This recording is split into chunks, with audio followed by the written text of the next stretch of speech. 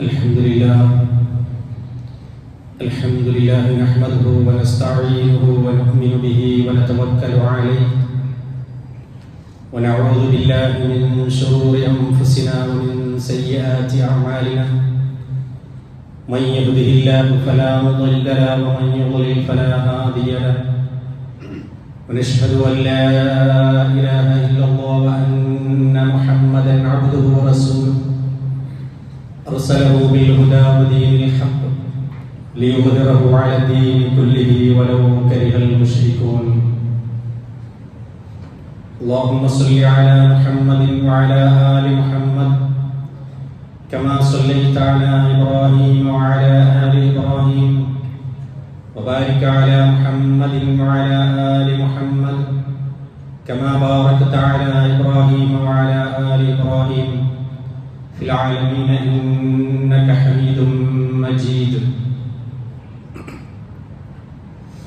أعوذ بالله من الشيطان الرجيم. بسم الله الرحمن الرحيم. يا أيها الذين آمنوا إذا نودي للصلاة من يوم الجمعة فاسعوا إلى ذكر الله وذروا البيع ذلكم خير لكم إن كنتم تعلمون. فإذا قضيت الصلاة فانتشروا في الأرض وابتغوا من فضل الله واذكروا الله كثيرا لعلكم تفلحون. صدق الله مولانا العلي العظيم. أيها الناس أوصيكم وإياي بتقوى الله. ബഹുമാന്യരായ സത്യവിശ്വാസികളെ, പ്രിയപ്പെട്ട ജ്യേഷ്ഠാനുജ സുഹൃത്തുക്കളെ, സഹോദരങ്ങളെ, അള്ളാഹുവിനെ സൃഷ്ടിച്ച് തത്വയോടുകൂടി ജീവിക്കുവാൻ പടച്ച റബ്ബ് നമുക്ക് തൗഫീഖ് നൽകി അനുഗ്രഹിക്കുമാറാവട്ടെ. എല്ലാ മേഖലകളിലും അള്ളാഹുവിനെ സൂക്ഷിച്ചുകൊണ്ട് സത്യവിശ്വാസികൾ ജീവിതം ചിട്ടപ്പെടുത്തണം. അതിൽപ്പെട്ടതാണ് സാമ്പത്തിക മേഖല എന്നുള്ളത്.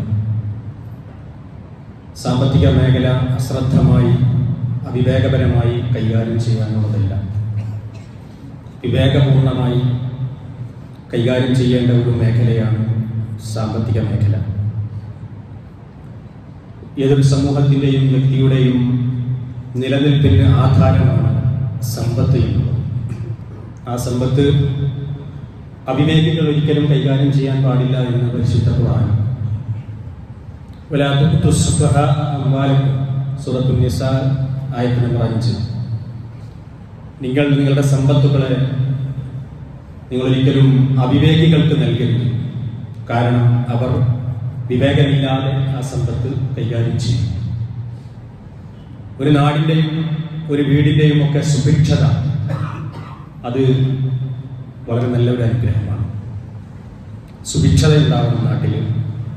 വ്യക്തികൾക്ക് സുഭിക്ഷത ഉണ്ടാവണം, കുടുംബങ്ങൾക്ക് സുഭിക്ഷത ഉണ്ടാവണം.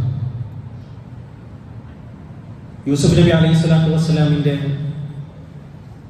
ഒരു മഹൽ പ്രവർത്തനങ്ങളിൽപ്പെട്ട ഒന്നായി സൂറത്ത് യൂസുഫിൽ അല്ലാഹു സുബ്ഹാനഹു വ തആല പറയുന്നത്, യൂസുഫ് നബി അലൈഹി സ്വലാത്തു വസ്സലാം സ്വപ്നവ്യാഖ്യാനം നൽകിയ സംഭവം വിവരിക്കുന്നുണ്ടല്ലോ. ആ സ്വപ്നവ്യാഖ്യാനത്തിൽ അദ്ദേഹം പറയുന്നത്, നിങ്ങളുടെ നാട്ടിൽ വരാൻ പോകുന്ന 7 വർഷം നല്ല അഭിവൃദ്ധിയുടെ സപ്തവർഷങ്ങളായിരിക്കും. ഈ 7 വർഷം പിന്നിട്ട് കഴിഞ്ഞാൽ പിന്നെ ക്ഷാമത്തിന്റെ പ്രയാസത്തിന്റെ 7 വർഷങ്ങൾ നിങ്ങൾ അഭിമുഖീകരിക്കേണ്ടി വരും.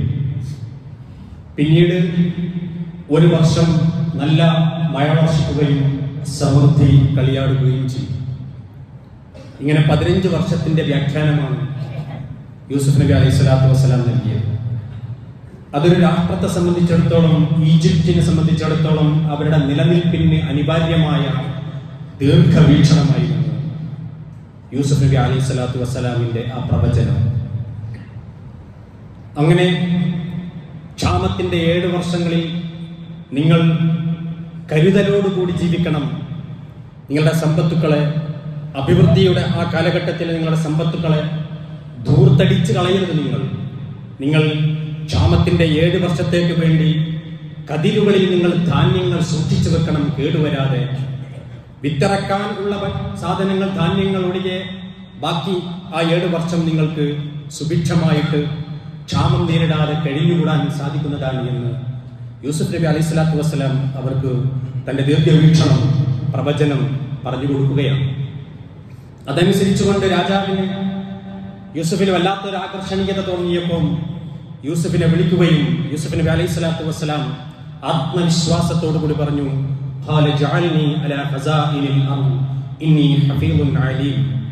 താങ്കൾ എന്നെ ധനകാര്യ വകുപ്പിന്റെ ചുമതല ഏൽപ്പിക്കണം, ഈ രാജ്യത്തിന്റെ, ഈജിപ്തിന്റെ. ഞാനാണെങ്കിലോ വളരെയധികം സൂക്ഷ്മമായിട്ട് അക്കാര്യങ്ങൾ അറിയുന്നവനും ആ കാര്യത്തിൽ വളരെയധികം സൂക്ഷ്മതയുള്ളവനുമാണ്. അങ്ങനെ ഈജിപ്തിന്റെ ധനകാര്യ വകുപ്പ് മഹാനായ യൂസുഫ് നബി അലൈഹി സ്വലാത്തു വസ്സലാം ഏറ്റെടുത്തതായി നമുക്ക് കാണാൻ കഴിയുന്നതാണ്. ഖുർആൻ ഇവിടെ വിവരിക്കുന്നത് ആ സൂക്ഷ്മമായ ഒരു നാട്ടിന്റെ സുഭിക്ഷതയ്ക്ക് വേണ്ടി യൂസുഫ് നബി അലൈഹി സ്വലാത്തു വസ്സലാം നൽകിയ സംഭാവനകളാണ് പരിശുദ്ധ ഖുർആൻ എടുത്തു പറയുന്നത്. അതുപോലെ ഇബ്രാഹിം നബി അലൈഹി സ്വലാത്തു വസ്സലാം മക്ക എന്ന വരണ്ട ഭൂപ്രദേശത്ത് ജലരഹിതമായ, അതുകൊണ്ട് തന്നെ ഫലരഹിതമായ, അതിനാൽ തന്നെ ജനരഹിതമായ ആ മരുപ്പറമ്പിനെ ഊഷരഭൂമിയെ, ആ ഊഷരഭൂമിയിൽ നിന്നുകൊണ്ടാണ് മഹാനായ ഇബ്രാഹിം നബി അലൈഹി സ്വലാത്തു വസ്സലാം 2 കൈകളും ആകാശത്തേക്ക് ഉയർത്തിക്കൊണ്ട് ഈ ഭൂമിയെ നീ ഫലഭൂയിഷ്ഠമാക്കണമേ, ഇവിടെയുള്ള വരുന്ന ആളുകൾക്ക് ഒരാൾ പോലുമില്ലാത്ത, വെള്ളമില്ലാത്തത് കൊണ്ട് ആകാശത്തെ പക്ഷി പറവകൾ പോലും വട്ടമിട്ട് പറക്കാത്ത, ആകാശവും ഭൂമിയും വരണ്ടു കിടക്കുന്ന മക്ക എന്ന പ്രദേശത്തെ ലോകത്തിന്റെ ഇന്നത്തെ ആകർഷണീയമായ കേന്ദ്രബിന്ദുവാക്കുന്നതിന്റെ പൂർവ്വചരിത്രമാണ് പ്രിയമുള്ളവരെ ഇബ്രാഹിം നബി അലൈഹി സ്വലാത്തു വസ്സലാമിന്റെ ദുആ. അദ്ദേഹം ദുആ ചെയ്തു, ഇവിടെ താമസിക്കുന്ന ആളുകൾക്ക് നല്ല ഫലം ലഭിക്കണം, ഇതിനെ ഫലഭൂയിഷ്ഠമായ സുഭിക്ഷമായ മണ്ണാക്കി തീർക്കണമേ എന്ന് മഹാനായ ഇബ്രാഹിം നബി അലൈഹി സ്വലാത്തു വസ്സലാം പ്രാർത്ഥിച്ചു. പ്രിയമുള്ളവരെ, ഒരു നാടിന്റെ സുഭിക്ഷതയും ഒരു നാടിന്റെ സുരക്ഷിതത്വവും ഒരു നാടിന്റെ ക്ഷേമവും മനുഷ്യരുടെ അഭിവൃദ്ധിയും എല്ലാം പരിശുദ്ധ പ്രവാചകന്മാരുടെയും പരിശുദ്ധ ഖുർആനിന്റെയും ലക്ഷ്യമായിരുന്നു എന്നുള്ളത് നമുക്ക് മനസ്സിലാക്കാൻ സാധിക്കുന്നതാണ്. അധ്വാനിച്ചും കച്ചവടം ചെയ്തുമാണ് നമ്മൾ പണം സമ്പത്തുണ്ടാക്കേണ്ടത്. അത് പക്ഷേ ഇസ്ലാം ഏറെ പ്രോത്സാഹിപ്പിച്ചിട്ടുള്ളതാണ് അനുവദനീയമായ മാർഗത്തിലൂടെ. ഒരിക്കലും അവിഹിതമായ മാർഗത്തിലൂടെ നിങ്ങൾ സമ്പാദിക്കാൻ പാടില്ല എന്ന് കർശനമായ നിരോധനാജ്ഞയും അല്ലാഹു റബ്ബുൽ ഇസ്സത്ത് പുറപ്പെടുവിച്ചിട്ടുണ്ട്. നാം ഭക്ഷിക്കുന്ന ഭക്ഷണത്തിൽ നിന്ന് ഏറ്റവും ഉത്കൃഷ്ടമായ ഭക്ഷണം അത് നമ്മളുടെ കരങ്ങൾ കൊണ്ട് അധ്വാനിച്ചുണ്ടാക്കുന്ന ഭക്ഷണമാണ് എന്ന് റസൂൽ കരീം സല്ലല്ലാഹു അലൈഹി വസല്ലം ബുഖാരി റിപ്പോർട്ട് ചെയ്ത ഹദീസിലൂടെ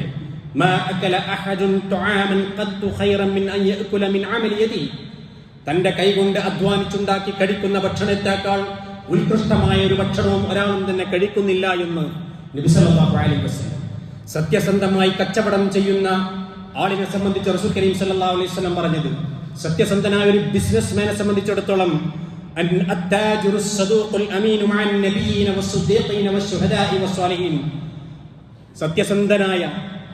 സത്യസന്ധനായ വിശ്വസ്തനായ ഒരു കച്ചവടക്കാരൻ നബിമാരോടൊപ്പം, സിദ്ദീഖീങ്ങളോടൊപ്പം, ശുഹദാക്കളോടൊപ്പം, സ്വാലിഹീങ്ങളോടൊപ്പമാണ് അവൻ എന്ന് നബി സല്ലല്ലാഹു അലൈഹി വസല്ലം പറയുകയുണ്ടായി.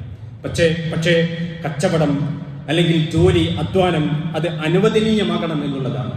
പരിശുദ്ധ ഖുർആൻ ഇൻ കുൻതും ഇയ്യാഹു തഅബുദൂൻ, നിങ്ങൾ അല്ലാഹുവിനെ ആരാധിക്കുന്നുവെങ്കിൽ, യഥാർത്ഥ രൂപത്തിൽ നിങ്ങൾ അല്ലാഹുവിനെ ആരാധിക്കുന്നുവെങ്കിൽ എന്ന് പറഞ്ഞ ഖുർആനിൽ 3 സ്ഥലങ്ങളാണുള്ളത്.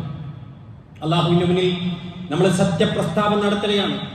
എല്ലാ ദിവസവും 15 പ്രാവശ്യം ഇയ്യാക നഅ്ബുദു വ ഇയ്യാക നസ്തഈൻ, അല്ലാഹുവേ നിന്നെ മാത്രം ഞാൻ ആരാധിക്കുന്നു, നിന്നോട് മാത്രം ഞാൻ സഹായം അർത്ഥിക്കുകയും ചെയ്യുന്നു. അല്ലാഹുവേ നിന്നെ മാത്രം ഞാൻ ആരാധിക്കുന്നു എന്ന് പറയുമ്പോൾ ആ ആരാധന ഇബാദത്ത്, നിങ്ങൾ സത്യസന്ധമായിട്ടാണ് ഇബാദത്ത് ചെയ്യുന്നത് എങ്കിൽ, ഇൻ കുൻതും ഇയ്യാഹു തഅബുദൂൻ, നിങ്ങൾ അല്ലാഹുവിനെ സത്യസന്ധമായിട്ടാണ് നിങ്ങൾ ഇബാദത്ത് ചെയ്യുന്നത് എങ്കിൽ, ആരാധിക്കുന്നത് എങ്കിൽ എന്ന് പരാമർശിച്ച 3 സ്ഥലങ്ങളാണ് പരിശുദ്ധ ഖുർആനിലുള്ളത്. ഒന്ന് സൂറത്തുൽ നഹലിൽ, മറ്റൊന്ന് സൂറത്തുൽ ബഖറയിൽ, വേറൊന്ന് സൂറത്തുൽ ഫുസ്സിലത്തിൽ. സൂറത്തുൽ ഫുസ്സിലത്തിൽ നിങ്ങൾ സൂര്യനെയോ ചന്ദ്രനെയോ നിങ്ങൾ സുജൂദ് ചെയ്യരുത്, നിങ്ങൾ സത്യസന്ധമായിട്ട് അല്ലാഹുവിനെ ഇബാദത്ത് ചെയ്യുന്നവരാണ് എന്ന് പറയുന്നുവെങ്കിൽ ബാക്കി 2 സ്ഥലങ്ങളിൽ പറയുന്നത് നിങ്ങൾ ഹലാലും ത്വയ്യിബയായ ഭക്ഷണം കഴിക്കണം. എപ്പോൾ? നിങ്ങൾ അല്ലാഹുവിനെ സത്യസന്ധമായ ഇബാദത്ത് ചെയ്യുന്നവരാണെങ്കിൽ. നിങ്ങൾ ഇയ്യാക നഅ്ബുദു എന്നത് ജീവിതം കൊണ്ട് നിങ്ങൾ വാസ്തവീകരിക്കുന്നുവെങ്കിൽ അതിന് നിങ്ങൾ ചെയ്യേണ്ടത് നിങ്ങൾ ഹലാലും ത്വയ്യിബ കഴിക്കണമെന്നാണ്. ഹലാൽ അനുവദനീയമാക്കപ്പെട്ട ത്വയ്യിബായ ഫകുലൂ മിമ്മാ റസഖകുമുല്ലാഹു ഹലാലൻ ത്വയ്യിബൻ വഷ്കുറൂ ലില്ലാഹി വഷ്കുറൂ നിഅമതല്ലാഹി ഇൻ കുൻതും ഇയ്യാഹു തഅബുദൂൻ. സൂറത്തുൻ നഹൽ 114-ാമത്തെ ആയത്ത്. ഫകുലൂ മിമ്മാ റസഖകുമുല്ലാഹ്, നിങ്ങൾക്ക് അല്ലാഹു നൽകിയതിൽ നിന്ന് നിങ്ങൾ ഭക്ഷിക്കുക. ഹലാലൻ ത്വയ്യിബ, അടിവരയിട്ടുകൊണ്ട് എന്റെ പ്രിയപ്പെട്ട സഹോദരന്മാർ മനസ്സിലാക്കണം. ഹലാലൻ ത്വയ്യിബ, ഹലാലായ അനുവദനീയമായ പരിശുദ്ധമായത് നിങ്ങൾ ഭക്ഷിക്കണം. വഷ്കുറൂലില്ല, നിങ്ങൾ അല്ലാഹുവിനെ നന്ദി ചെയ്യണം. അല്ലാഹുവിന്റെ അനുഗ്രഹങ്ങൾക്ക്. ഇൻ കുൻതും മുഅ്മിനീൻ, നിങ്ങൾ അല്ലാഹുവിനെ ഇൻ കുൻതും ഇയ്യാഹു തഅബുദൂൻ, നിങ്ങൾ അല്ലാഹുവിനെ സത്യസന്ധമായിട്ട് ഇബാദത്ത് ചെയ്യുന്നവരാണെങ്കിൽ. പ്രിയമുള്ളവരെ, അതുകൊണ്ട് ഹലാലും ത്വയ്യിബ, ഹലാലായ മാർഗത്തിലൂടെ സത്യസന്ധമായി അധ്വാനിച്ച് കച്ചവടം ചെയ്ത് കിട്ടുന്ന വരുമാനം ഏറ്റവും അനുഗ്രഹീതമായ, ഏറ്റവും നല്ല, മനുഷ്യൻ കഴിക്കുന്ന ഭക്ഷണങ്ങളിൽ ഏറ്റവും സംശുദ്ധമായതാണ് ഹലാലും ത്വയ്യിബ. ഹലാലും ത്വയ്യിബ കഴിക്കുന്നിടത്തോളം കാലം നിങ്ങൾക്ക് കുടുംബത്തിൽ പ്രശ്നം ഉണ്ടാവില്ല, നമുക്ക് സമൂഹത്തിൽ പ്രശ്നം ഉണ്ടാവില്ല, നമ്മുടെ മേൽ അന്യായമായ ആധിപത്യങ്ങൾ ഉണ്ടാവില്ല. പക്ഷേ കഴിക്കുന്ന അന്നം ഹലാലല്ലാതെയായി മാറിയിരിക്കുന്നു. ഞാൻ എന്റെ പ്രിയപ്പെട്ട സഹോദരന്മാരെ വളരെ ഗൗരവത്തോടുകൂടി ബോധ്യപ്പെടുത്തുകയാണ്. ഹലാലും ത്വയ്യിബയാണോ എന്റെ വരുമാനമെന്ന് സൂക്ഷ്മമായി നോക്കാതെ ശ്രദ്ധിക്കാതെയാണ് ഇന്ന് പലപ്പോഴും വരുമാനം നമ്മുടെ സമ്പത്തിലേക്ക് വന്നുകൊണ്ടിരിക്കുന്നത്, നമ്മുടെ കുടുംബത്തിലേക്ക് വന്നുകൊണ്ടിരിക്കുന്നത്. നമ്മൾ ഹറാമിനെ നമ്മൾ മാത്രമല്ല തീറ്റിക്കുന്നത്, നമ്മുടെ മക്കളെ തീറ്റിക്കുകയാണ്, നമ്മുടെ ഇണകളെ തീറ്റിക്കുകയാണ്. നിരപരാധികളെ പോലും നാം വെട്ടിപ്പിലൂടെയും തട്ടിപ്പിലൂടെയും ഹറാമിലൂടെയും വഞ്ചനയിലൂടെയും കാപ്പട്യത്തിലൂടെയും നേടിയെടുത്ത സമ്പത്ത് കൊണ്ട് നമ്മുടെ മക്കളെ, നമ്മുടെ ബന്ധുമിത്രാദികളെ, എന്നിട്ട് അതിൽ നിന്നാണ് പലപ്പോഴും നമ്മൾ സദഖ കൊടുക്കുന്നത്, നമ്മൾ സകാത്ത് കൊടുക്കുന്നത്. ഗൗരവത്തോടുകൂടി എന്റെ പ്രിയപ്പെട്ട സഹോദരന്മാർ മനസ്സിലാക്കണം. ഹലാലും ത്വയ്യിബ, വരുമാനം എനിക്ക് കിട്ടുന്ന ഓരോ നയാ പൈസയും അല്ലാഹു അനുവദിച്ചതാണോ, ഹലാലും ത്വയ്യിബയാണോ, സൂക്ഷ്മമായിട്ട് വിലയിരുത്തേണ്ടത് ഒരു സത്യവിശ്വാസിയുടെ ബാധ്യതയാണ്. അവൻ അങ്ങനെ തന്നെ ആയിരിക്കും.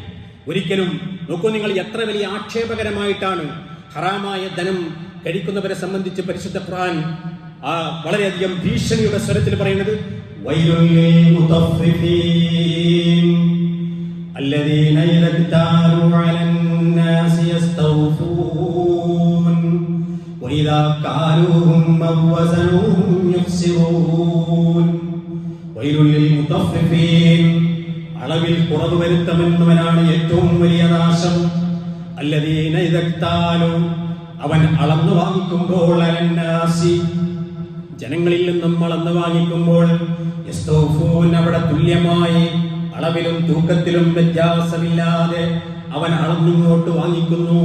എന്നാൽ വഇദാ കാലൂഹും വസനുഹും യുഖ്സിറൂൻ, ജനങ്ങൾക്ക് അങ്ങോട്ട് അളന്നു കൊടുക്കുകയോ തൂക്കി കൊടുക്കുകയോ ചെയ്യുമ്പോൾ അതിൽ അവൻ കുറവ് വരുത്തുന്നു. അങ്ങനെയുള്ളവൻ, അവനാണ് ഏറ്റവും വലിയ നാശമെന്ന് സൂറത്തുൽ മുത്തഫ്ഫിഫീൻ. വൈലുൽ ലിൽ മുത്തഫ്ഫിഫീൻ, അളവിലും തൂക്കത്തിലും കൃത്രിമം കാണിക്കുന്നവൻ. അല്ലാഹു കാത്തിരക്ഷിക്കുമാറാകട്ടെ. അല്ലാഹു എന്നിട്ട് ഇവിടെ പറഞ്ഞ രീതി ഒന്നും ആക്കാണ്. ജനങ്ങളുടെ അടുത്ത് നിന്ന് ഇങ്ങോട്ട് വാങ്ങിക്കുകയാണെങ്കിൽ വളരെ കൃത്യമായിട്ട് അളവുണ്ടോന്ന് സൂക്ഷ്മമായി നോക്കി, ഒരു ഗ്രാമം പോലും കുറയാതെ ഇങ്ങോട്ട് വാങ്ങിക്കും. അങ്ങോട്ട് കൊടുക്കുമ്പോഴോ, അങ്ങോട്ട് കൊടുക്കുന്ന സമയത്ത് പരമാവധി അളവിൽ കുറവ് വരുത്തിയിട്ട് കൊടുക്കാൻ വേണ്ടി അവൻ ശ്രമിക്കും. ഏത് കച്ചവടമാണെങ്കിലും അളവും തൂക്കവും പ്രിയമുള്ളവരെ ശ്രദ്ധിക്കണം. ഇറച്ചി കച്ചവടക്കാരനാണെങ്കിലും വിവാഹത്തിന്, കല്യാണത്തിന് വാങ്ങുന്ന 100, 150, 200 കിലോ ആ തൂക്കം, കോഴിയുടെ തൂക്കം ആരും അറിയില്ല എന്ന് വിചാരിക്കരുത്. ആരും അറിയില്ല, ഉടമസ്ഥനത് അറിയില്ല. രാത്രി 11 നേരത്തെ തൂക്കിയിട്ടാണ് കൊടുത്തു കഴിഞ്ഞാൽ ആരും തൂക്കാൻ പോണില്ലല്ലോ.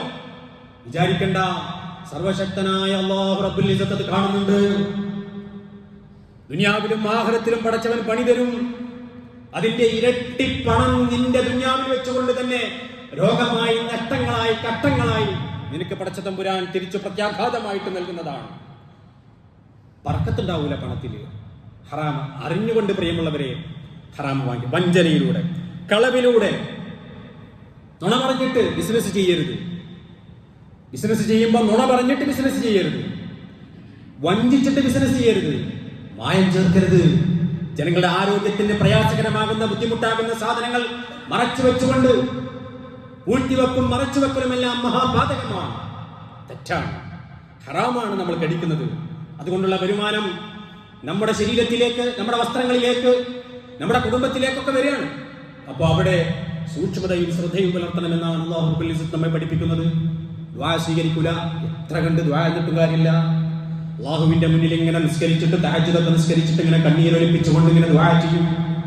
പക്ഷേ ആ ദുആ അല്ലാഹു സ്വീകരിക്കുകയില്ല.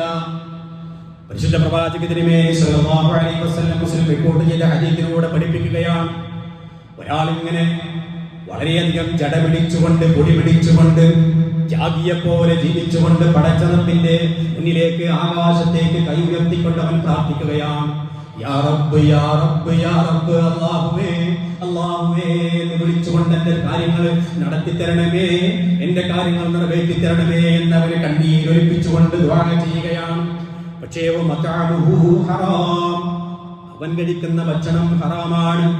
വമശ്റബുഹു ഹറാം, അവൻ കുടിക്കുന്ന പാനീയം ഹറാമാണ്. വമൽബസുഹു ഹറാം, അവന്റെ വസ്ത്രം ഹറാമിന്റെ വസ്ത്രമാണ്. വഗുദിയ ബിൽ ഹറാം, ഹറാം കൊണ്ടാണ് അവൻ വളർത്തപ്പെട്ടിട്ടുള്ളത്. ഫഅന്നാ യുസ്തജാബു ലഹു, അവനെങ്ങനെ ഉത്തരം ലഭിക്കാനാണ്? ഹറാമായ അന്നം, ഹറാമായ വസ്ത്രം, എല്ലാം ഹറാമിലൂടെ അവന്റെ ശരീരവും അവന്റെ സമ്പത്തും അവന്റെ വീടും എല്ലാം ഹറാമിലൂടെ വളർന്നത്. അങ്ങനെയുള്ളവന് എങ്ങനെയാണ് ഉത്തരം നൽകപ്പെടുക എന്നാണ് അല്ലാഹു റബ്ബുൽ ഇസ്സത്ത് പ്രവാചകൻ തിരുമേനി സ്വല്ലല്ലാഹു അലൈഹി വസല്ലമയോട് ചോദിക്കുന്നത്. പ്രിയമുള്ളവരെ, അതുകൊണ്ട് നമ്മൾ കഴിക്കുന്ന വസ്ത്രം, അണിഞ്ഞ വസ്ത്രം, കഴിക്കുന്ന ഭക്ഷണം, നമ്മുടെ വരുമാനം, നമ്മുടെ ബാങ്ക് ഡിപ്പോസിറ്റ് ഒക്കെ കറകളഞ്ഞ ഹലാലാണ് എന്നുള്ളത് സൂക്ഷ്മമായി നമ്മൾ വിലയിരുത്തേണ്ടതുണ്ട്. അല്ലാഹു തൗഫീഖ് നൽകി അനുഗ്രഹിക്കുമാറാവട്ടെ. അതുപോലെ ചെലവഴിക്കുമ്പോഴും ആ രംഗത്തും സൂക്ഷ്മത പുലർത്തേണ്ടതുണ്ട്. ചെലവഴിക്കുമ്പോൾ സൂക്ഷ്മത പുലർത്തേണ്ടത്. ചെലവഴിക്കുമ്പോഴുള്ള സൂക്ഷ്മത എന്നാൽ എന്താ?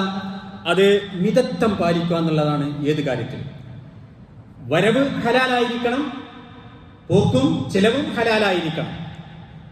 സമ്പാദിക്കുന്നത് ഹലാലായ മാർഗത്തിലൂടെയായിരിക്കണം, ചെലവഴിക്കുന്നതും ഹലാലായ വഴിയിലൂടെയായിരിക്കണം.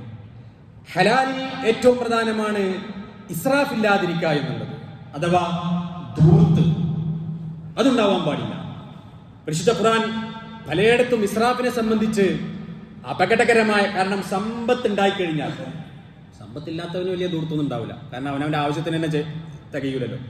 നമ്മളെ കയ്യിൽ പൈസ വരാൻ തുടങ്ങിക്കഴിഞ്ഞാൽ പിന്നെ ധൂർത്താണ്, പിന്നെ പൊങ്ങച്ചമാണ്, പിന്നെ ആർഭാടമാണ്, പിന്നെ ആഭാസത്തരങ്ങളാണ്.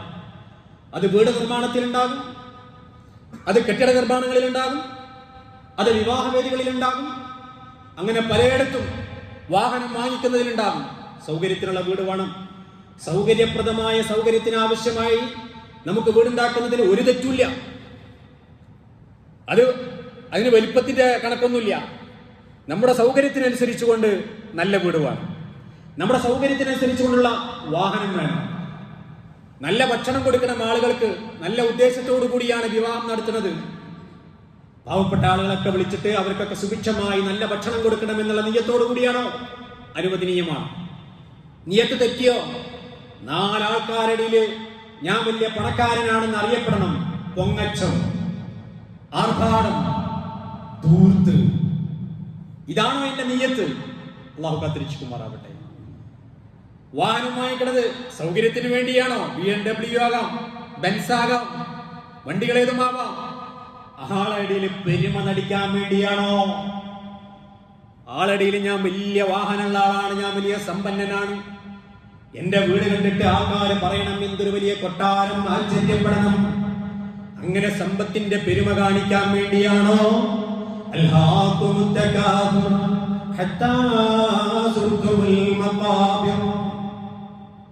ഏതുവരെയാണ് നിന്റെ പെരുമ നടിക്കൽ? 3 വെള്ളത്തുണിയിൽ പൊതിഞ്ഞുകൊണ്ട് കബറിടത്തിലേക്ക് നീ കൊണ്ടുപോകപ്പെടുന്നത് വരെയാണ്. അവിടെ എത്ര വലിയ സമ്പന്നനാണെങ്കിലും 3 തുണിയിൽ പൊതിഞ്ഞിട്ട് ആ 6 അടി മണ്ണിലേക്കാണ് നിന്നെ ഇറക്കി വെക്കാനുള്ളത്. അവിടെ വലിയ ഭവനങ്ങളില്ല, കൊട്ടാരങ്ങളില്ല, സുഖ സൗകര്യങ്ങളില്ല. പാവപ്പെട്ട ദരിദ്രൻ, പാവപ്പെട്ടവനായ ഒരാളെ എങ്ങോട്ടാണോ ഇറക്കി വെക്കുന്നത് അതുപോലെയുള്ള ഖബറിലേക്ക് തന്നെയാണ്. അവിടെയാണ് ഏറ്റവും വലിയ സമത്വം. അതുവരെ നിന്റെ പെരുമ നടിക്കാം.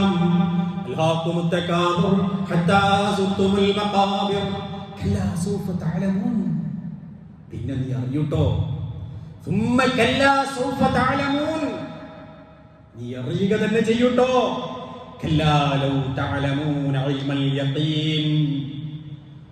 ദൃഢമായ അറിവ് നീ അറിയും.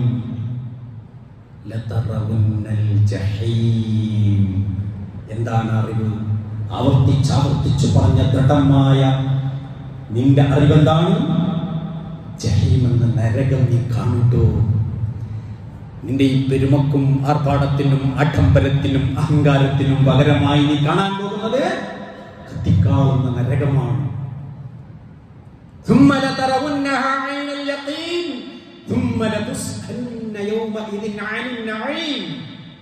അവിടെ നിനക്ക് നൽകപ്പെട്ട അനുഗ്രഹങ്ങളെ സംബന്ധിച്ച് നീ ചോദ്യം ചെയ്യപ്പെടുക തന്നെ ചെയ്യുന്നതാണ്.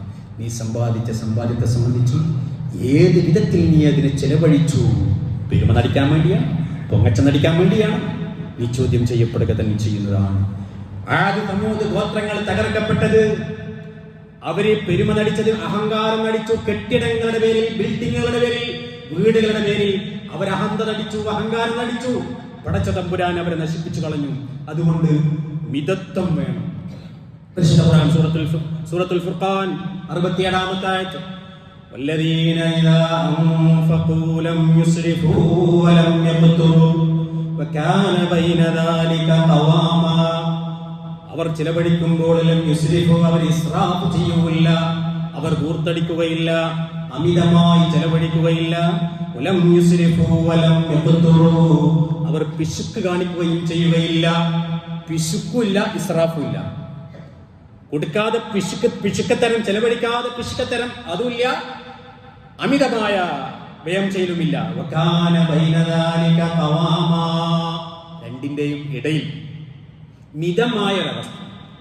ചെലവഴിക്കുന്നതിൽ പിശുക്കില്ല, ഇസ്റാഫില്ല, മിതമായി ചെലവഴിക്കുക. അതാണ് സത്യവിശ്വാസിയുടെ അടയാളമായി സൂറത്തുൽ ഫുർഖാൻ നമ്മെ പഠിപ്പിക്കുന്നത്. അതുകൊണ്ട് എല്ലാ മേഖലകളിലും പ്രിയമുള്ള സഹോദരി സഹോദരന്മാരെ, ഇസ്രാഫ് പാടില്ല. വിവാഹം കഴിക്കാം, ആളുകളെ വിളിക്കാം, നല്ല ഭക്ഷണം കൊടുക്കാം. നിങ്ങളെ നാട്ടിലെ എറണാകുളത്തെ സംബന്ധിച്ചിടത്തോളം എനിക്ക് സംതൃപ്തികരമായ ഒരു സംഭവം എന്താ വെച്ചാൽ, വിവാഹത്തിന് പോയാൽ, കല്യാണത്തിന് പോയി കഴിഞ്ഞാൽ ആകെ 1-2 ഐറ്റം ഭക്ഷണമേ ഉള്ളൂ. മലബാർ ഏരിയയിൽ അങ്ങനെയല്ല, പല ഐറ്റം കൊടുക്കാം. നല്ല ഭക്ഷണ ആൾക്കാർ കഴിച്ചോട്ടെ, പാവങ്ങൾ കുറെ കഴിച്ചോട്ടെ എന്നുള്ള നിലക്കൊക്കെ കൊടുക്കാം. പക്ഷേ അത് പൊങ്ങച്ചത്തിന്റെ പേരിലാണെങ്കിൽ അവിടെ പോയി നിയത്ത് പോയി അത് ഇസ്രാഫാണ്. അള്ളാഹു കാത്തിരക്ഷിക്കുമാറാവട്ടെ. എല്ലാ കാര്യത്തിലും അങ്ങനെ തന്നെയാണ്. വല്ലാതെ അടിച്ചു പൊളിക്കണ്ട, ഒരു വിധമായിട്ടൊക്കെ കാര്യങ്ങളൊക്കെ ചെയ്യാം. അങ്ങനെ ചെയ്യാൻ കാരണം ആവശ്യക്കാർ പലരും ഇവിടെ ഉണ്ട്. ആവശ്യക്കാർ പലരും ഇവിടെ ഉണ്ട്. നിന്റെ പണല്ല, എന്റെ പണല്ല എന്റെ കയ്യിലുള്ളത്. ആരെ പണ? അള്ളാഹുവിന്റെ സമ്പത്താ.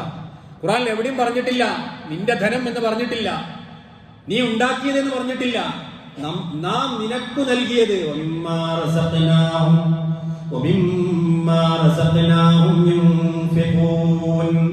നാം നിങ്ങൾക്ക് നൽകിയതിൽ നിന്ന് നിങ്ങൾ ചെലവഴിക്കണം. ഞാനാണ് നിങ്ങൾക്ക് പണം നൽകിയിട്ടുള്ളത്.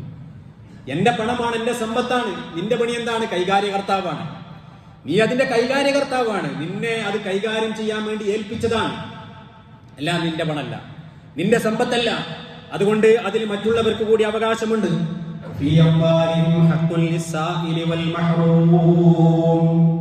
സൂറത്തു ദാരിയാത്ത് 19-ാമത്തെ ആയത്ത്, ഫിയമ്മാലിഹിം, അവരുടെ സമ്പത്തിൽ, അവരുടെ ഓരോരുത്തരുടെയും സമ്പത്തിൽ, ഹഖ്ഖുൽ ലിസ്സാഇൽ, ഹഖ്ഖുൻ, അവകാശമുണ്ട്. ഔദാര്യമല്ലോ, ഹഖ്ഖുൻ, അവകാശമുണ്ട്. ആർക്ക്? ലിസ്സാഇലി, ആവശ്യക്കാരായ ആളുകൾക്ക്, ചോദിച്ചു വരുന്നവർക്ക് അതിൽ അവകാശമുണ്ട്. വൽ മഹ്റൂം, ഉപജീവനമാർഗം തടസ്സപ്പെട്ട് കിടക്കുന്ന പാവപ്പെട്ട ദരിദ്രരായ ആളുകൾക്കും അതിൽ അവകാശമുണ്ട്. ആ അവകാശം നീ നൽകണം. അപ്പൊ സമ്പത്ത് എന്റേതല്ല, അള്ളാഹുവിൻ്റെത്. അവകാശി ഞാൻ മാത്രമല്ല, എൻ്റെ മക്കളും മാത്രമല്ല, മറ്റുള്ളവരുണ്ട്. സകാത്തായി സദഖയായി എല്ലാം മറ്റുള്ളവർക്ക് കൊടുക്കേണ്ട അവരുടെ അവകാശമാണത്. ആ അവകാശം ഞാൻ കൊടുത്തു കിട്ടണം. അപ്പോൾ ഉള്ളവരായാലും ഇല്ലാത്തവരായാലും അവനവന്റെ ആവശ്യം കഴിഞ്ഞ് മിച്ചമുള്ളത് അവന് സക്കാത്ത് കൊടുക്കണം. അതിന് കൊല്ലം തികയണം. നിയമങ്ങളൊക്കെ ഉണ്ട്, അങ്ങോട്ട് വിശദമായിട്ട് ഞാൻ കിടക്കണില്ല. സക്കാത്ത് മാത്രമല്ല, അള്ളാഹുവിന്റെ മാർഗത്തിൽ ചെലവഴിക്കൽ, അതൊരു വെള്ളിയാഴ്ച വിശദമായിട്ട് നമ്മൾ പറഞ്ഞിരുന്നു. അള്ളാഹുവിന്റെ മാർഗത്തിൽ ചെലവഴിക്കുന്നതിന്റെ മഹത്വവും ദുനിയാവിലും ആഖിറത്തിലും അത് അഭിവൃദ്ധി ലഭിക്കുമെന്നുള്ളതിനെ സംബന്ധിച്ചും പ്രതിഫലം ലഭിക്കുമെന്നതിനെ കുറിച്ചൊക്കെ നമ്മൾ പറയുകയുണ്ടായി, വിശദീകരിക്കുന്നില്ല. അപ്പൊ അതുകൊണ്ട് ആ സമ്പത്ത് കൊടുക്കണം. ഉള്ളവനും കൊടുക്കണം, ഇല്ലാത്തവനും കൊടുക്കണം. ഇല്ലാത്തവൻ എങ്ങനെ കൊടുക്കാം? ഉള്ളതുപോലെ കൊടുക്കണം. എന്താ ഉള്ളത്? ഓരോ ഷിത്തയ്ക്കും തമ്പ്രത്തിൽ ഒരു കാരക്കയുടെ ചീളാണ് കയ്യിലുള്ളത്. എന്തെങ്കിലും ചെറുതേ കൊടുക്കാൻ കഴിയുള്ളൂ, അത് കൊടുക്കുക. ഒന്നുമില്ലെങ്കിൽ അത് കൊടുക്കുക. ബുദ്ധിമുട്ടിന്റെ സമയത്ത് കൊടുക്കുന്നതിന് വലിയ വില ഉണ്ട്. വലിയ മുതലാളി ഒരു ലക്ഷം കൊടുക്കുന്നതിനേക്കാളും ചിലപ്പോൾ ഒരു 100 രൂപേന്റെ സാധനം ഒരു പാവപ്പെട്ടൻ കൊടുക്കുമ്പോൾ അതിന് പ്രതിഫലം കൂടുതലാണ്. കാരണം എന്താ? ഇവന്റെ ഉള്ളതിൽ വെച്ച് പ്രയാസപ്പെട്ടിട്ടാണ് ഇവൻ കൊടുക്കുന്നത്. അപ്പൊ ഇവന് കൂടുതൽ കൂലി കിട്ടും, പ്രതിഫലം കിട്ടും.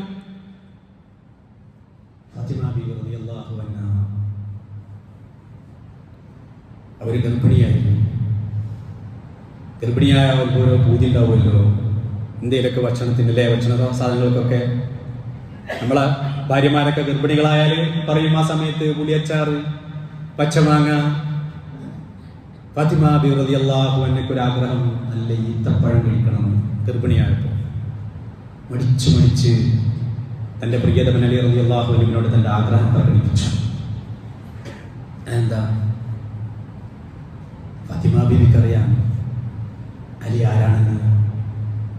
അലി റളിയല്ലാഹു അൻഹുവിനെ വിവാഹം കഴിച്ചു കൊടുക്കുമ്പോൾ പ്രിയപ്പെട്ട മുത്തുമോള് ഫാത്തിമ തന്റെ കരളിന്റെ കഷ്ണമേ എന്ന് വിളിച്ചുകൊണ്ട് അല്ലാഹുവിന്റെ റസൂൽ പറയുന്നത്, മോളെ, നമ്മുടെ കുടുംബത്തിലും നാട്ടിലും ഏറ്റവും നല്ല സൽസ്വഭാവിയായ, സത്യസന്ധനായ, വിശ്വസ്തനായ, നല്ല അറിവുള്ള ധീരനായ ഒരു വ്യക്തിയുടെ കയ്യിലേക്കാണ് നിന്നെ ഞാൻ പിടിച്ചേൽപ്പിക്കുന്നത്. നിന്റെ കളിക്കൂട്ടുകാരനായ അലിയുടെ കയ്യിലേക്ക്. അവർ കുടുംബക്കാരൻ കൂടിയാണ്. പക്ഷേ അലി ദരിദ്രനാണ് കേട്ടോ, നീ പ്രയാസപ്പെടുത്തരുത്. അത് ഓർമ്മയുണ്ട്. ഫാത്തിമ ബീവിയുടെ മനസ്സിൽ ആ വാക്കുകൾ മായാതെ കിടക്കുന്നുണ്ട്. അലി റളിയല്ലാഹു അൻഹുവിനോട് മടിച്ചിട്ടാണെങ്കിലും മടിച്ചു പറഞ്ഞു, എനിക്കിങ്ങനെ ഈത്തപ്പഴം കഴിക്കാൻ ആഗ്രഹമുണ്ട്. ഉടനെ തന്റെ പ്രിയപ്പെട്ടവരുടെ ആഗ്രഹം നിറവേറ്റാൻ വേണ്ടി അലി റളിയല്ലാഹു അൻഹു വീട്ടിൽ നിന്ന് പുറത്തിറങ്ങി. കയ്യിൽ കാശില്ല, 5 പൈസയില്ല. വഴിയിൽ വെച്ചുകൊണ്ട് ആരുടെയൊക്കെയോ കയ്യിൽ നിന്ന് കടം വാങ്ങുകയാണ്. ഒരു റിവായത്ത് പ്രകാരം അങ്ങനെ, വേറെ റിവായത്ത് പ്രകാരം തന്റെ അരപ്പട്ട വിറ്റിട്ടാണ് പൈസ ഉണ്ടാക്കിയത്. അങ്ങനെ ഈത്തപ്പഴം വാങ്ങിയിട്ട് തന്റെ പ്രിയപ്പെട്ടവരുടെ ആഗ്രഹം സഫലമാക്കി കൊടുക്കുവാനുള്ള ഉത്കടമായ ആഗ്രഹത്തോടുകൂടി വീട്ടിലേക്ക് നടന്നു നീങ്ങുമ്പോ പെട്ടെന്ന് പിന്നിൽ നിന്നൊരു വിളിയാലി, അലിയെ വിശക്കുന്നു, അലിയെ വിശക്കുന്നു. അലി റളിയല്ലാഹു അൻഹു തിരിഞ്ഞു നോക്കിയപ്പോൾ പാവപ്പെട്ട ദരിദ്രനായ ഒരു മനുഷ്യൻ അസഹ്യമായ വിശപ്പ് മൂലം അവൻ യാചിക്കുകയാണ്. അലി റളിയല്ലാഹു അൻഹു തന്റെ ഈത്തപ്പഴം എടുത്തുകൊണ്ട് തന്റെ പ്രിയതമയ്ക്ക് വേണ്ടി കടം വാങ്ങിച്ച ആ ഈത്തപ്പഴം എടുത്തുകൊണ്ട് പാവപ്പെട്ട ദരിദ്രനായ ആൾക്ക് കൊടുക്കുകയാണ്. അങ്ങനെ വീട്ടിലേക്ക് തിരിച്ചു വരാൻ ആ സമയത്ത് നിങ്ങളൊന്ന് ആലോചിച്ച് നോക്കാൻ, ഒരു മനുഷ്യന്റെ അവസ്ഥ എന്തായിരിക്കും? തന്റെ പ്രിയപ്പെട്ടവൾ ആവശ്യപ്പെട്ടു, വാങ്ങിച്ച് വലിയ ആഗ്രഹത്തോടു കൂടി സന്തോഷിപ്പിക്കാൻ വേണ്ടി ഇങ്ങനെ വരുന്ന സമയത്താണ് അത് പോകുന്നത്. വീട്ടിലേക്ക് വരുന്ന അവസ്ഥ. ഫാത്തിമ ബീവി ഇങ്ങനെ വാതിൽക്കൽ ഇങ്ങനെ കാത്തുക്കാണ് ആവേശത്തോടുകൂടി. അലി റളിയല്ലാഹു അൻഹു കയ്യും വീശി വരുന്ന രംഗം കണ്ടപ്പോൾ നിർവികാരയായി ഫാത്തിമ ബീവി ഇങ്ങനെ നോക്കുകയാണ്. ആ സമയത്ത് അലി റളിയല്ലാഹു അൻഹു വീട്ടിൽ കയറിയിട്ട് കുറച്ചു നേരം കഴിഞ്ഞ് വെറുതെ മിണ്ടാതെ ഇരിക്കുന്നു.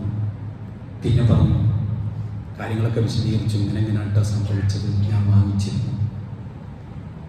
ആ സമയത്ത് എന്താ പറഞ്ഞതെന്നറിയോ? അലി, ഞാനാ ഈത്തപ്പഴം കഴിക്കുകയാണെങ്കിൽ കുറച്ച് നേരത്തിൽ എനിക്ക് അതിൻ്റെ ഒരു സുഖവും സന്തോഷമൊക്കെ കിട്ടും.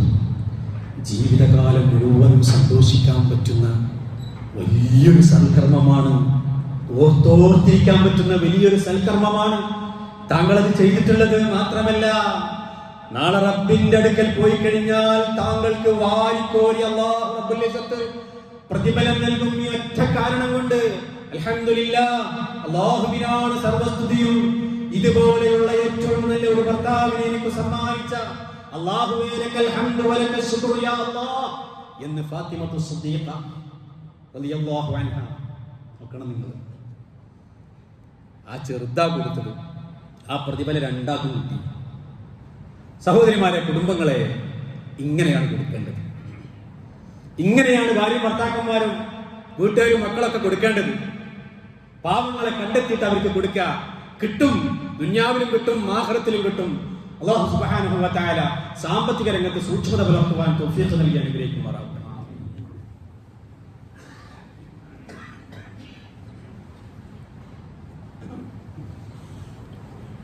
അൽഹംദുലില്ലാഹ് വസ്സലാത്തു വസ്സലാമു അലാ അശ്റഫിൽ മുർസലീൻ വഅലാ ആലിഹി വസഹ്ബിഹി അജ്മഈൻ. അമ്മാ ബഅദ്. ഇന്നല്ലാഹ വമലായികതഹു യുസല്ലൂന അലൻ നബി യാ അയ്യുഹല്ലദീന ആമനൂ സല്ലു അലൈഹി വസല്ലിമൂ തസ്ലീമാ. യാ അയ്യുഹല്ലദീന ആമനൂ തഖുല്ലാഹ ഹഖ്ക തുഖാതിഹി ലാ തമൂതുന്ന ഇല്ലാ വഅൻതും മുസ്ലിമൂൻ. പ്രിയമുള്ള സഹോദരി സഹോദരന്മാരെ, സാമ്പത്തിക രംഗത്ത് പുലർത്തേണ്ട സൂക്ഷ്മതയെക്കുറിച്ചാണ് നമ്മൾ പറഞ്ഞു വന്നത്. സമ്പാദനത്തിലും ചിലവഴിക്കുന്നതിലും ഉണ്ടായിരിക്കേണ്ട സൂക്ഷ്മതയെക്കുറിച്ച്. അതിൽ പ്രധാനമായും ഒന്നാണ് നിർബന്ധമായും കൊടുക്കേണ്ട സകാത്ത്. ആ സകാത്ത് വ്യവസ്ഥാപിതമായി ഒരു നാട്ടിൽ വിതരണം ചെയ്യപ്പെടുകയാണെങ്കിൽ നാടിൻ്റെ ദാരിദ്ര്യം തന്നെ ഇല്ലാതെയാകും എന്നുള്ളത് ഉറപ്പാണ്. വ്യവസ്ഥാപിതമായി എന്ന് ഞാൻ പറയാൻ കാരണം, ഓരോരുത്തരും അവരവരുടെ കയ്യിൽ നിന്ന് എന്തൊക്കെയോ നുള്ളിപ്പെറുക്കി കൊടുക്കലല്ല. ഒന്ന് സകാത്ത് കൊടുക്കുമ്പം എൻ്റെ സമ്പത്തിന് കൃത്യമായിട്ട് ഞാൻ ഒരു വർഷം തികയുമ്പോൾ കണക്ക് കൂട്ടി, നിസാബും ഹൗലും പ്രധാനമാണ്. അതിനെ കണക്ക് കൂട്ടിയിട്ട് അതിൻ്റെ 2.5% അല്ലെങ്കിൽ എത്ര ശതമാനമാണോ അത്, ഫിഖ്ഹും പ്രവാചകനും പഠിപ്പിച്ചിട്ടുള്ള ഒരു നിസാബും ഒക്കെ ഉണ്ടല്ലോ, അതനുസരിച്ചുകൊണ്ട് ആ 2.5% എങ്കിൽ 2.5% നീക്കി വെച്ച് അതിൽ നിന്ന് ഏറ്റവും അർഹതപ്പെട്ട ആളുകൾക്ക് കൊടുക്കുക. വ്യക്തികൾ കൊടുക്കുന്നതിനേക്കാളും നല്ലത് വ്യവസ്ഥാപിതമായിട്ടത് കൊടുക്കുകയാണെങ്കിൽ ഇസ്ലാം വിഭാവന ചെയ്യുന്ന അതുകൊണ്ടുള്ള ഗുണങ്ങളും നേട്ടങ്ങളും ലഭിക്കുന്നതാണ്. അത് പ്രത്യേകിച്ച് ഒരു മഹലിലാകുമ്പോൾ മഹല്ല് കമ്മിറ്റി അത് ഏറ്റവും വിശ്വസനീയമായ ഒരു കമ്മിറ്റിയാണ്. ആ മഹല്ല് കമ്മിറ്റികൾ ആ ഉത്തരവാദിത്തം ഭംഗിയായി നിർവഹിക്കുമ്പോൾ അത് പ്രയോജനപ്രദമായ നിലയിൽ ഏറ്റവും അർഹതപ്പെട്ട ആളുകളുടെ കൈകളിലേക്ക് അതെത്തും. 1-2 വർഷം വീടില്ലാത്തവർ വീട് വെച്ചു കൊടുക്കാൻ, ചികിത്സകൾ ബുദ്ധിമുട്ടുന്നവർക്ക് അങ്ങനെയും, മറ്റെന്തെങ്കിലും വരുമാന മാർഗത്തിന് വേണ്ടിയുള്ള സോഴ്സുകളായിട്ട് കൊടുത്തിട്ട് അവരെ കൊണ്ട് തൊട്ടടുത്ത വർഷങ്ങളിലോ സകാത്ത് വാങ്ങിക്കാൻ അർഹതയില്ലാത്തവരാക്കി തീർക്കുക, അവർ സകാത്ത് കൊടുക്കുന്നവരെ ആക്കി തീർക്കുക. ആ നിലയിൽ വ്യവസ്ഥാപിതമായ ദീർഘവീക്ഷണത്തോടും കാഴ്ചപ്പാടോടും കൂടി മഹല്ലുകൾ പ്രവർത്തിക്കുകയാണെങ്കിൽ തീർച്ചയായും ഒരു നാടിന്റെ ദാരിദ്ര്യം ഇല്ലാതെയാക്കാൻ, അല്ലെങ്കിൽ നമ്മൾ നൽകുന്ന സകാത്ത് അർഹപ്പെട്ടവരിൽ നിന്ന് അത് സ്വീകരിച്ച് അർഹപ്പെട്ടവരിലേക്ക് അത് അവകാശങ്ങളിലേക്ക് അത് കൊടുത്ത് ആ മഹലിനെ ഏറ്റവും നല്ല മാതൃകാ മഹല്ലാക്കുവാൻ സാധിക്കുന്നതാണ്. മാത്രവുമല്ല, സകാത്ത് എന്നുള്ളത് മുതലാളി പാവപ്പെട്ടവൻ എന്നുള്ള ആ വിവേചനമില്ലാതെയാക്കാൻ നല്ലതാണ്. അത് നേരിട്ട് കൊടുക്കുമ്പോൾ ഉണ്ടാകുന്നത് സ്വാഭാവികമായിട്ടും ശൈത്താൻ അവിടെ കയറി നിൽക്കും, ഞാൻ കൊടുക്കുന്നവൻ നീ വാങ്ങിക്കുന്നവൻ. നേരെ മറിച്ച് വ്യവസ്ഥാപിതമായ ഒരു മാർഗത്തിലൂടെ, ഇസ്ലാമിൽ ഗവൺമെന്റ് സംവിധാനത്തിലൂടെയാണല്ലോ സക്കാത്തിന്റെ സംവിധാനം ഉണ്ടായിരുന്നത്.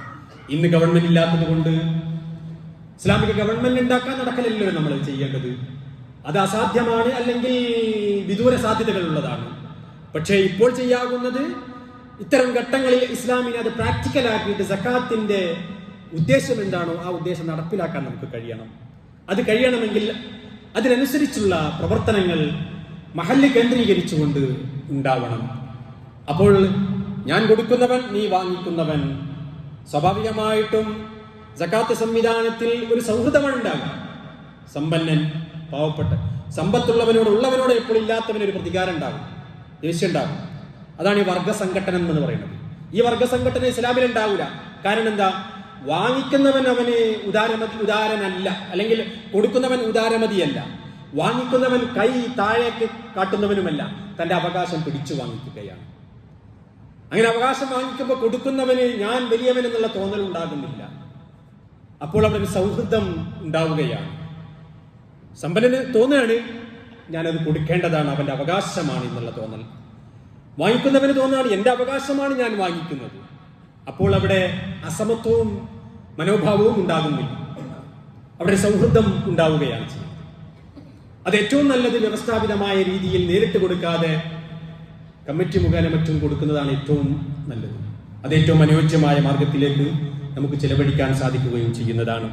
അതുകൊണ്ട് റമളാനക്കാണ് വരാൻ പോകുന്നത്, വെളിപ്പാട് അകലെയാണ്. ഇന്ന് ഷാബാൻ 14 ഈ 2 ആഴ്ച മാത്രമാണ് റമളാനുള്ളത്. റമളാനിന് വേണ്ടിയുള്ള മുന്നൊരുക്കങ്ങൾ നടത്തണം. ഇബാദത്തായിട്ട് റമളാനിലേക്ക് വേണ്ടി സമയം ക്രോഡീകരിച്ചു വെക്കണം. ഇബാദത്തിന് വേണ്ടിയൊക്കെ നമ്മൾ സമയം കണ്ടെത്തണം. അതോടൊപ്പം നമ്മുടെ സമ്പത്തിന്റെ വിഹിതം മിക്കവാറും സക്കാത്തായിട്ട് ആളുകൾ നൽകല് റമളാൻ മാസത്തിലാണ്. അപ്പോ ഇപ്പൊ തന്നെ കൂട്ടിവെക്കുക, കണക്ക് കൂട്ടിവെക്കുക, എത്ര ഉണ്ടാവും എന്നൊക്കെ കൃത്യമാക്കി നോക്കിയിട്ട് ആ സക്കാത്തിന്റെ വിഹിതം മാറ്റിവെച്ച് അത് കൊടുക്കുവാനുള്ള മാനസികമായ തയ്യാറെടുപ്പുണ്ടാവുക. ഇൻഷാ അല്ലാഹ് അതിനുവേണ്ടി ഇവിടെ കമ്മിറ്റിയിലേക്ക് സംവിധാനങ്ങളും സൗകര്യങ്ങളൊക്കെ ചെയ്തിട്ടുണ്ട്. അത് അർഹപ്പെട്ട ആളുകൾ അത് കൊടുത്തു വിട്ട് അല്ലാഹു സുബ്ഹാനഹു വ തആല നമ്മുടെ എല്ലാവിധ അമലുകളും നമ്മിൽ നിന്ന് സ്വീകരിക്കുമാറാവട്ടെ. പടച്ച തമ്പുരാൻ സാമ്പത്തിക രംഗത്ത് നമുക്ക് സൂക്ഷ്മത പാലിക്കാൻ തൗഫീഖ് നൽകി അനുഗ്രഹിക്കുമാറാവട്ടെ. അല്ലാഹു റബ്ബുൽ ഇസ്സത്ത് പ്രയാസപ്പെടുന്നവര്, ബുദ്ധിമുട്ടുന്നവർക്ക് വേണ്ടി നിലകൊള്ളാൻ അല്ലാഹു തൗഫീഖ് നൽകി അനുഗ്രഹിക്കുമാറാവട്ടെ. പടച്ച റബ്ബ് നമ്മുടെ എല്ലാവിധ പ്രയാസങ്ങളും രോഗങ്ങളും ബുദ്ധിമുട്ടുകളും എല്ലാം നമുക്ക് ശിഫയാക്കി തരുമാറാവട്ടെ. മാനസികവും ശാരീരികവും സാമ്പത്തികവുമായ എല്ലാ ബുദ്ധിമുട്ടുകളും അല്ലാഹു എനിക്ക് തരണേ തമ്പുരാൻ. പടച്ചവനെ ലോക മുസ്ലിമീങ്ങൾക്ക് നീ ഇസ്സത്ത് നൽകണേ തമ്പുരാൻ. പടച്ചവനെ ഫലസ്തീനിലെ മുസ്ലിമീങ്ങൾക്ക് നീ അന്തസ്സും അഭിമാനവും നൽകി അനുഗ്രഹിക്കണേ തമ്പുരാൻ. റഹ്മുറാഹിമീനായ അല്ലാഹു ദീനിന്റെ ശത്രുക്കളെ നീ ശിഥിലമാക്കണേ തമ്പുരാൻ. അവരുടെ ശക്തി നീ ക്ഷയിപ്പിക്കണേ തമ്പുരാൻ. അവരെ നീ ഭിന്നിപ്പിക്കണേ തമ്പുരാൻ. അവർക്ക് മുസ്ലിം ഉമ്മത്തിന്റെ മേൽ നീ ആധിപത്യം നൽകരുതേ തമ്പുരാനെ. റഹ്മുറാഹിമീനായ തമ്പുരാനെ മുസ്ലിം ഉമ്മത്തിന് നീ ഐശ്വര്യവും പ്രദാനം ചെയ്യണേ തമ്പുരാനെ. اللهم اغفر للمؤمنين والمؤمنات والمسلمين والمسلمات الأحياء منهم والأموات إنك مجيب الدعوات يا قاضي الحاجات. اللهم أعز الإسلام والمسلمين وأذل الشرك والمشركين. اللهم دمر أعداءنا وأعداءك وأعداء الدين. اللهم شتت شملهم وفرق جمعهم وزلزل أقدامهم يا رب العالمين. اللهم أجرنا من النار. اللهم أجرنا من النار. اللهم أجرنا من النار. ربنا آتنا في الدنيا حسنة وفي الآخرة حسنة وقنا عذاب النار. ربنا تقبل منا إنك أنت السميع العليم وتب علينا إنك أنت التواب الرحيم. عباد الله أقم الصلاة